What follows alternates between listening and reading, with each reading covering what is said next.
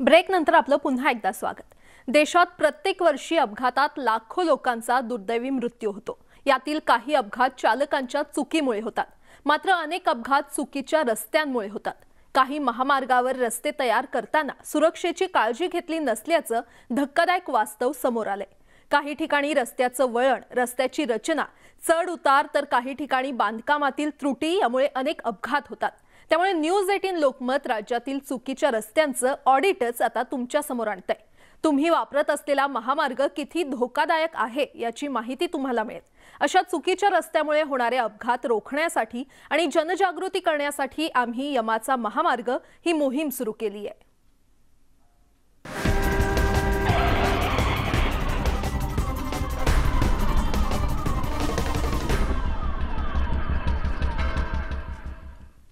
पुणे, नाशिक आणि जुन्नर या भागातील रस्त्यांचं वास्तव आम्ही दाखवल्यानंतर आता आज वर्ध्यातील चुकीच्या रस्त्यांचं वास्तव आम्ही तुमच्या समोर आणणार आहोत। वर्धा जिल्ह्यातील एका पुलावरून गाडी कोसळल्याने मेडिकलच्या 7 विद्यार्थ्यांचा मृत्यू झाला होता। त्यानंतर आम्ही जिल्ह्यातील रस्त्यांचा आढावा घेतला। शहरातील अनेक रस्ते गुळगुळीत करण्यात आलेत, मात्र सुरक्षेच्या नियमांकडे साफ दुर्लक्ष करण्यात आले। त्यामुळे शहरातील अपघातांच्या संख्येत वाढ झाल्याचं समोर आले। काय आहे जिल्ह्यातील महामार्गाचं वास्तव? आढावा घेऊयात यमाचा महामार्ग या स्पेशल रिपोर्टमधून।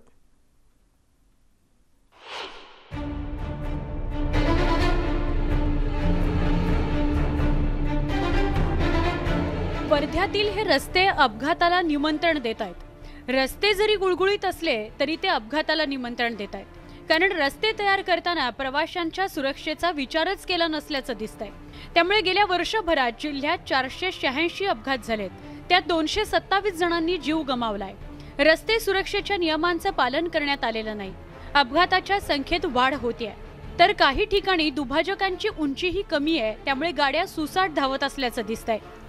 और काही लावलेलं नाही आहे की जे म्हणजे येणाऱ्या काही चमकेल बा, काही दिसेल बा, असं काहीच इथे लावलेलं नाही आहे। त्यामुळे हे जे डिवायडर आहे थोडं उंच जर असतं तर हे झालेलं नसतं बा। हा डिवायडर थोडा उंच असता तर गाडी अंदर गेली नसती।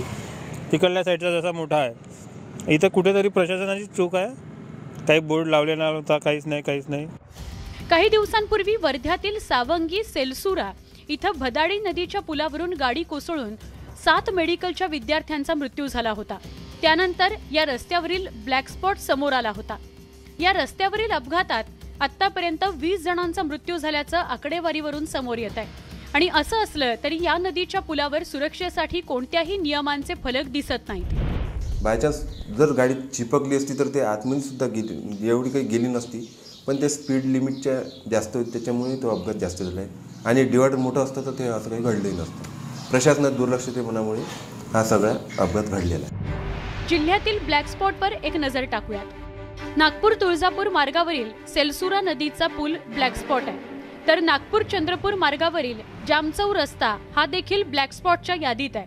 नागपूर अमरावती मार्गावरील कारंजा जवळचा सत्याग्रही घाट सुद्धा ब्लॅक स्पॉट म्हणून घोषित करण्यात आलाय। वर्धा हिंगणघाट मार्गावरील वायगाव इथला चौरस्ता सुद्धा ब्लॅक स्पॉट आहे। या रस्त्यावर अनेक अपघात झालेले आहेत। जवळपास 1 ते 1.5 फुटाची जी ही दिवाल तोडून ही गाडी या या नदीपात्रात पडली होती आणि यात मेडिकल कॉलेजचे 7 विद्यार्थी जे आहे ते ठार झाले होते। एकंदरीतच प्रशासनाची कुठेतरी या ठिकाणी चूक दिसून येते। जो डिवायडर आहे तो डिवायडर जो आहे तो कमी उंचीचा आहे आणि दुसऱ्या बाजूचा जो डिवायडर आहे तो मात्र मोठ्या उंचीचा आहे।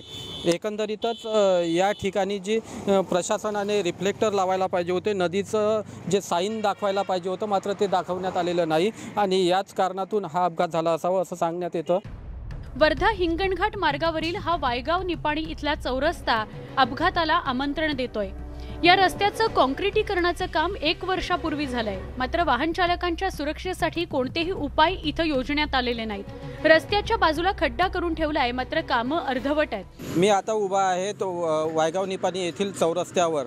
जो हिंगणघाट वर्धा हा जो महामार्ग आहे या मार्गाचे काम 1 वर्षापूर्वीच पूर्ण झालेले आहे, मात्र या मार्गावरील वायगाव चौरस्ता येथे असे भगदाड पडलेले आहे। या भगदाडामध्ये अजूनपर्यंत कोणतीही उपाययोजना त्या कंत्राटदाराने केलेली नाही आहे। दुसरीकडे आढावा घेऊन उपाय करण्यात येणार असल्याचं वाहतूक शाखेकडून सांगण्यात आलं।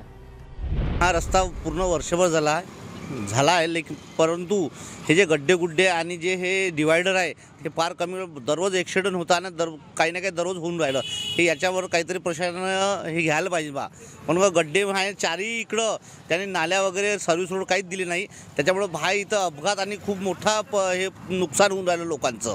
त्याच्यामुळे याच्यावर लक्ष देण्यात यावं बा. अपघाताचे जे प्रमाण कशामुळे वाढत आहे या दृष्टिकोनातून आपण प्रत्येक ज्या ठिकाणी ब्लॅक स्पॉट आहे, ज्या ठिकाणी धोकादायक वळण आहे किंवा ज्या ठिकाणी अरुंद झालेले रस्ते आहेत, अशा ठिकाणी आपण त्या ठिकाणी जाऊन त्या ठिकाणी कोणती उपाययोजना करणे आवश्यक आहे. जिल्ह्यातील अपघातांची संख्या दिवसेंदिवस वाढतीये, त्यामुळे सध्या असलेल्या ब्लॅक स्पॉटवर तातडीने उपाययोजना करण्याची गरज आहे. न्यूज 18 लोकमतच्या अपघातांचे महामार्ग या मोहिमेतून आम्ही वर्ध्यातील अपघातांचं वास्तव मांडलं. आता प्रशासनानं तातडीनं उपाय करण्याची गरज आहे. पूर्वीचे रस्ते अत्यंत खराब होते, आताचे रस्ते मात्र गुळगुळीत झाले आहेत. तरी अपघात आणि अपघातात मरणाऱ्यांची संख्या वाढतीवरच आहेत. यावर सरकार स्तरावरून अनेक उपाययोजना केल्या जात आहे, मात्र त्याही फोल ठरत आहेत. त्यामुळे आता कुठेतरी वाहन चालकांवरच यावर उपाय शोधण्याची गरज निर्माण झाली आहे. नरेंद्र मते, न्यूज 18 लोकमत, वर्धा. यासोबतच बुलेटिनमध्ये आणखीन एक छोटासा ब्रेक. पाहत रहा न्यूज 18 लोकमत.